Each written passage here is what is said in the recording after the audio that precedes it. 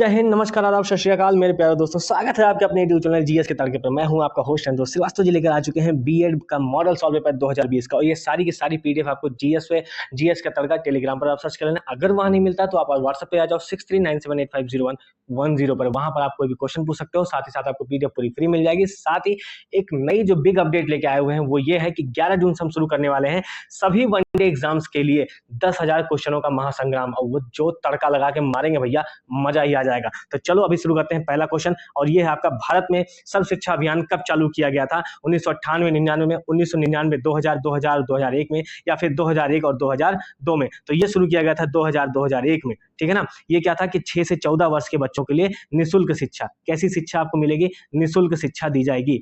ठीक है ना। ये कार्यकाल किस प्रधानमंत्री का था? ये कार्यकाल था हमारे पूर्व प्रधानमंत्री अटल बिहारी वाजपेयी जी का।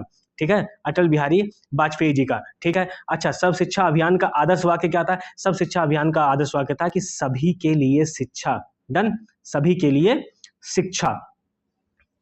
ठीक है। और फिर इसके साथ साथ दो चीजें और हैं कि इसके तहत ही फंडामेंटल राइट्स आए और फंडामेंटल ड्यूटीज भी आई। फंडामेंटल राइट्स यानी मौलिक अधिकार जो हमारा बना वो बना 21A के तहत। ठीक है ना। यहाँ पर सब शिक्षा यानी शिक्षा को जोड़ा गया। और फंडामेंटल ड्यूटीज यानी 86वां संविधान संशोधन 2002 में जब किया गया था तो उसमें एक जो है और जोड़ा गया था, ताकि जो है इसको जो जोड़ करके पूरा मौलिक कर्तव्य की संख्या कितनी हो गई थी? 11 हो गई थी। डन।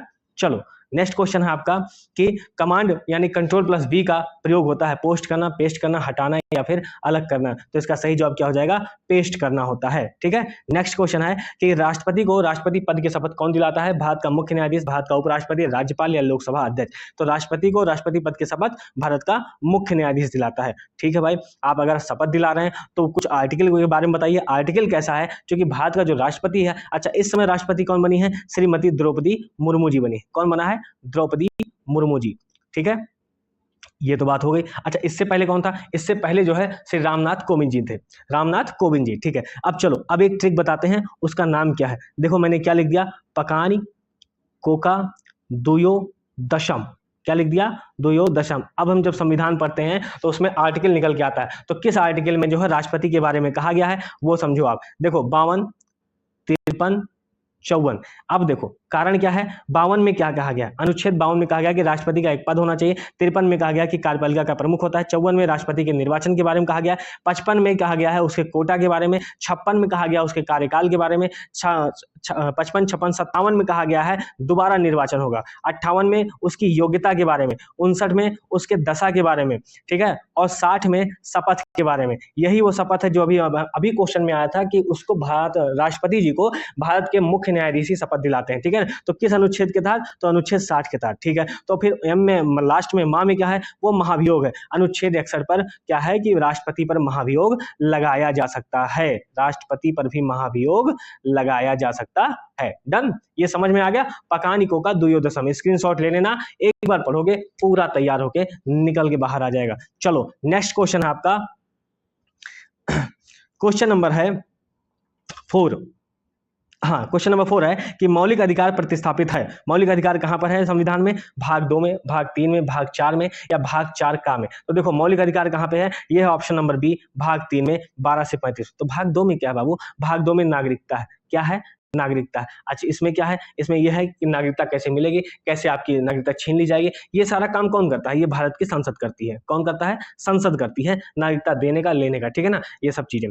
ठीक है। भारत भाग 3 क्या हो गया? फंडामेंटल राइट्स हो गया हमारी, मतलब क्या हो जाएगा? मौलिक अधिकार। भाग 4 में क्या है? डीपीएसपी। क्या है? डीपीएसपी यानी कि राज्य के नीति निर्देशक तत्व। अच्छा, ये लिए कहां से गए हैं? ये लिए गए हैं हमारे आयरलैंड से। ठीक है बाबू। भाग 4 का में क्या है? भाग 4 में का में है फंडामेंटल ड्यूटीज यानी कि मौलिक कर्तव्य। अब देखो भाग 4 की खासियत देखो, भाग 4 में क्या है? फंडामेंटल ड्यूटीज है। ये कहां से लिए गए हैं? ये लिए गए हैं यूएसएसआर, सोवियत संघ से लिए गए थे। अच्छा, तो कब लिए गए थे? देखो हमारे यहाँ कब लाया गया? पहली बात इसके समझो कि इसकी समिति कौन बनाई गई थी। यहाँ समिति बनाई गई थी स्वर्ण सिंह समिति। कौन सी समिति बनाई गई थी? स्वर्ण सिंह समिति। ठीक है।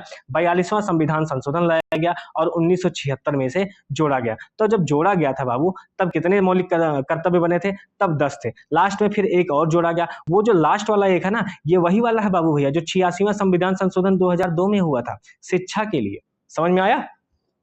चलो नेक्स्ट क्वेश्चन है आपका, भारत के पहले सुपर कंप्यूटर का क्या नाम है? परम 1000, परम ईशान, परम 8000, परम शिवाय। इसका सही जवाब क्या हो जाएगा? ऑप्शन नंबर सी है आपका परम 8000। ठीक है, चलो नेक्स्ट क्वेश्चन पे आते हैं कि लाइनेक्स, लाइनेक्स क्या है? Operating system, inter system, input system, output system.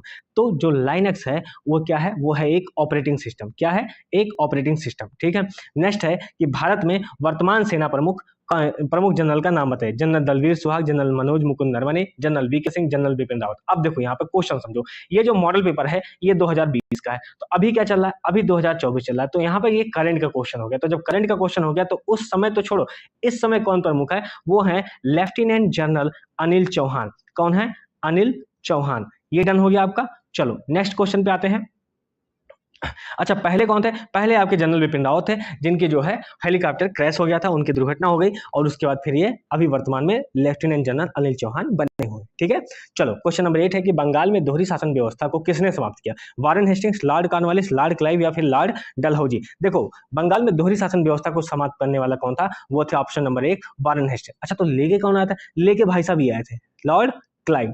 ठीक है, ये लेके आए थे और इन्होंने इसको समाप्त कर दिया। ठीक है, दोहरी शासन व्यवस्था को जब हिस्ट्री पढ़ाएंगे तो समझ जाएंगे कि दोहरी शासन व्यवस्था कैसे लाई जाती है। ठीक है, वो डिटेल वाली चीज है। ठीक है, अब एक आता है इसका, देखो पहले इसका जवाब समझ लो फिर आगे बढ़ते हैं। वारेन हेस्टिंग्स, ठीक है ना। अब यहाँ पे क्या होता है, देखो लॉर्ड कॉर्नवालिस के बारे में क्या समझते हो? लॉर्ड कॉर्नवालिस ने अस्थायी बंदोबस्त नीति लेके आए थे। कौन सी नीति लेके आए थे? अस्थायी बंदोबस्त नीति। डन।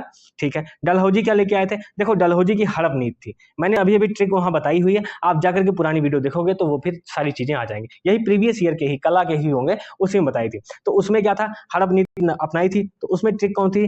SJS बुजना। बता चुका हूं, डिटेल में बता चुका हूं। देखो सतारा, जैतपुर, संभलपुर, बघाट, उदयपुर, झांसी, नागपुर और अवध। ठीक है, चलो नेक्स्ट क्वेश्चन पे आते हैं कि किस संगीतकार को मिर्ची म्यूजिक अवार्ड 2020 के music composer of the year से सम्मानित किया गया?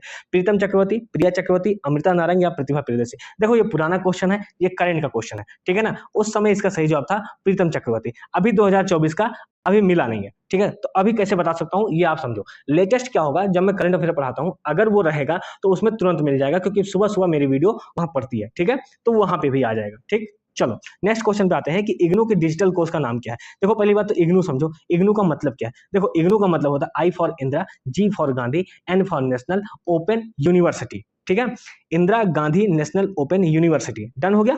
अब देखो डिजिटल कोर्स का नाम क्या है? देखो इसके डिजिटल कोर्स का नाम क्या है? ऑप्शन सुनो, ई अर्जुन, ई ज्ञान, ई आर्यन या ई रमन। देखो इसके डिजिटल कोर्स का नाम क्या है? ऑप्शन नंबर बी, ई ज्ञान। डन। चलो नेक्स्ट क्वेश्चन पे आते हैं। कौन सा नाम महिला क्रिकेट से संबंधित नहीं है? झूलन गोस्वामी, हरमनप्रीत कौर, मिताली राज या दीपिका कुमारी। देखो इसमें ऑप्शन नंबर डी सही है, दीपिका कुमारी। ये आपकी महिला क्रिकेट से नहीं संबंधित है, लेकिन ये संबंधित किसके हैं मैंने लिख रहा हूं, और ये है आपका नाम तीरंदाजी से। ठीक है, चलो नेक्स्ट क्वेश्चन है कि डोगरी भाषा भारत के किस राज्य से संबंधित है? सिक्किम, हिमाचल प्रदेश, जम्मू कश्मीर या फिर उत्तराखंड। देखो डोगरी भाषा किससे संबंधित है? वो है आपका ऑप्शन नंबर सी, यानी जम्मू कश्मीर से। ठीक है, तो भारत में कितनी भाषाएं जो है संविधान में सम्मिलित है? वो है आपकी 22 भाषाएं। किस अनुसूची में है? वो है आपकी 8वीं अनुसूची में। किस अनुसूची में है? 8वीं अनुसूची। अच्छा, जब मूल संविधान बना था तो उस समय कितनी भाषाएं थी? उस समय 14 भाषाएं थी। ठीक है, अब देखो, अब मैं तुम्हें एक ट्रिक बताऊंगा, लेकिन आपको उस ट्रिक को खुद ही खोलना होगा। चलो मैं बता दे रहा हूं क्या है। सेंधा नमक, सेंधा नमक बोडोमास। क्या है? सेंधा नमक बोडोमास। अब देखो 14 तो पहले मूल से थी, ये टोटल 8 है। अब आपको समझना है कैसे निकालना है। ये 8 इसी हिसाब से आई हुई है। ठीक है ना, अब बताना है आपको, ये आपकी गारंटी है। कमेंट में लिखो, अगर नहीं आता तो भी बताना कि नहीं आया, नहीं हम समझ पाए उस ट्रिक को, तो फिर मैं बताऊंगा। ठीक है, चलो क्वेश्चन नंबर 13 है, अफ्रीकी भाषा का प्रयोग मुख्य रूप से कहाँ किया जाता है? पूर्वी अफ्रीका में, पश्चिमी अफ्रीका में, दक्षिण अफ्रीका एवं उत्तरी अफ्रीका या संपूर्ण अफ्रीका में? तो क्वेश्चन नंबर 30 का सही जवाब क्या हो जाएगा? पूर्वी अफ्रीकी भाषा का प्रयोग मुख्य रूप से होता है दक्षिण अफ्रीका एवं उत्तरी अफ्रीका, ऑप्शन नंबर सी में। ठीक है, क्वेश्चन नंबर 14 है कि राष्ट्रीय ग्रामीण रोजगार गारंटी योजना अधिनियम कब पारित हुआ था? क्वेश्चन नंबर 14 है 1995, 2000, 2005 या फिर 2007 में। तो कब पारित हुआ था? देखो वो हुआ था वर्ष 2005 में, लेकिन पारित हुआ है 2006 में, राष्ट्रीय ग्रामीण गारंटी योजना अधिनियम। डन। चलो एनसीईआरटी के वर्तमान निदेशक कौन है? देखो एनसीईआरटी के वर्तमान निदेशक, अब बात को समझो इस बात को। बात यह है बाबू भैया कि जब एनसीईआरटी का वर्तमान निदेशक, अब पेपर कब का है? पेपर आपका है 2020 का। ऑप्शन राजेंद्र सिंह, मिथिलेश कुमार, ऋषिकेश सेनापति या फिर अहलूवालिया। अब इसमें आप मुझे बताओगे कि इसमें क्या ही लगा दोगे, तब तो ऋषिकेश सेनापति थे, लेकिन अब कौन है? अब देखो, अब नाम क्या आ जाएगा? दिनेश प्रसाद सकलानी। क्या हो जाएगा? दिनेश प्रसाद सकलानी, ठीक है ना। एनसीईआरटी, एनसीईआरटी क्या है, एनसीईआरटी का फुल फॉर्म क्या हो जाएगा, एनसीईआरटी का फुल फॉर्म हो जाएगा national council of education research and training, ठीक है ना। अब देखो फिर से बोल दो, देखो NCERT national council and education research and training, ठीक है ना, education research and training, done हो गया। चलो दिनेश कुमार सकलानी बोल दिया, ये करंट का क्वेश्चन था। चलो एडुसेट लॉन्च किया गया था फरवरी 1998 में, अप्रैल 2001 में, सितंबर 2003 में या सितंबर 2004 में। क्वेश्चन नंबर 16 है, देखो एडुसेट जो लॉन्च किया गया था वो लॉन्च किया गया था सितंबर 2004 में, ठीक है ना, ये लॉन्च किया गया था। अच्छा कहाँ से लॉन्च किया गया था, ये श्रीहरिकोटा से लॉन्च किया गया था। कहाँ से लॉन्च किया गया था, श्रीहरिकोटा से। अच्छा श्रीहरिकोटा है कहाँ पर, ये है आपका आंध्र प्रदेश में। कहाँ पर है, ये आंध्र प्रदेश में, ठीक है। चलो नेक्स्ट क्वेश्चन है आपका, ये शैक्षणिक सामग्री के लिए जो है इसको लॉन्च किया गया था। नेक्स्ट है आपका कि मानव शरीर का कौन सा अंग इंसुलिन पैदा करता है, यकृत, अग्नाशय, तिल्ली या फिर पित्ताशय। तो मानव शरीर का जो है वो अग्नाशय जो है वही इंसुलिन को पैदा करता है, डन। चलो नेक्स्ट क्वेश्चन है कि भारतीय संविधान द्वारा कितनी भाषाओं को मान्यता प्राप्त, अरे दादा हो, अभी अभी अगला क्वेश्चन बताया था मैं, कितनी भाषाओं को मान्यता प्राप्त है, तो ऑप्शन नंबर बी है आपका 22 भाषाओं को, ठीक है ना। मूल रूप से पहले कितना थी, 14। अभी मैंने ठीक बता दिया, सेना नमक बोडो मार्ग। अब आप बताओगे कि 8 कौन से हैं, मैं तो बता ही दूंगा, मुझे क्या है, आप बताओ। तो 19वां है कि प्रथम भारतीय महिला ओलंपिक पदक विजेता कौन है, कर्णम मल्लेश्वरी, एस चानू, गीता फोगाट या एमसी मैरी कॉम। देखो इसमें कौन थी, कर्णम मल्लेश्वरी। कौन है, कर्णम मल्लेश्वरी। देखो ये भारत की महिला जो है भारोत्तोलक है, कौन सी महिला, भारोत्तोलक। अब ओलंपिक में इन्होंने कौन सा पदक जीता था, वो पदक था इनका कांस्य पदक। कौन सा पदक था, वो पदक इनका कांस्य पदक था। साथ ही इन्हें भारत के भी कुछ पुरस्कार दिए गए, जैसे 1995 में उन्हें अर्जुन पुरस्कार दिया गया। तो जब अर्जुन पुरस्कार किसी को मिलता है तो इसका मतलब होता है कि पिछले 3-4 सालों से आप लगातार बहुत अच्छी परफॉर्मेंस कर रहे हैं, इसीलिए आपको अर्जुन पुरस्कार के लिए चुना जाता है, ठीक है ना। और उसके बाद फिर 1996 में इन्हें मिला था राजीव गांधी खेल रत्न पुरस्कार, और 1997 में इन्हें मिला था पद्मश्री। क्या मिला था, पद्मश्री, ठीक है ना।